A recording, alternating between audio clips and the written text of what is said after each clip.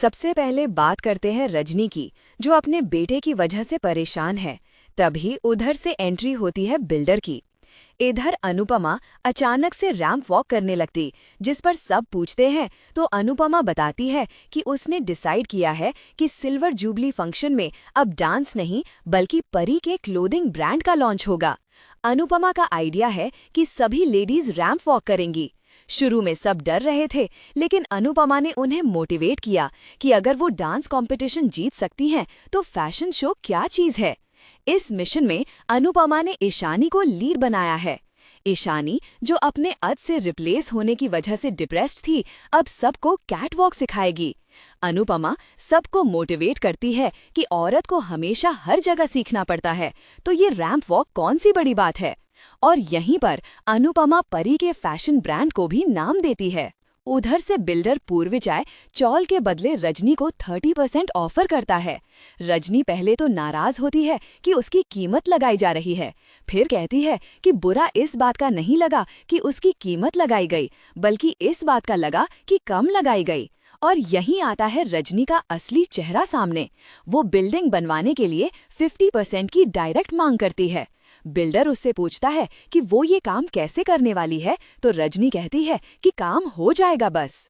उधर अनुपमा सबको मोटिवेट करती है कि डांस रानीज को जो इनविटेशन आया था उसी में परी के ब्रांड को लॉन्च किया जाएगा और उससे अच्छा प्लेटफॉर्म कोई नहीं है। साथ ही अनुपमा जस्सी और सरिता ताई को रिक्वेस्ट करती है कि अपनी लड़ाई खत्म करें, क्योंकि टीम वर्क से चलती है।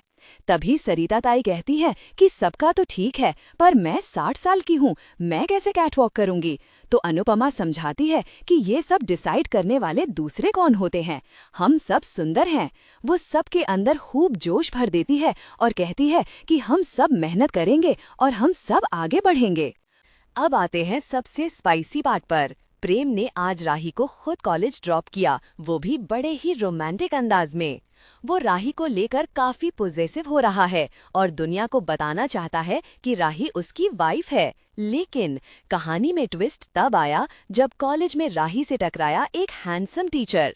जैसे ही राही का बैग गिरा, उस टीचर ने हेल्प की और दोनों के बीच एक आई लॉक मोमेंट हुआ, जिसके बाद राही क्लास में चली जाती है और वो टीचर भी उसी क्लास में पढ़ाने आते हैं और उनकी नज़र बीच बीच में राही पर जाती है। ईशानी भी डांस रानीज को रैंप वॉक सिखा रही है, जिसमें सब अच्छे से परफॉर्म भी कर रहे हैं।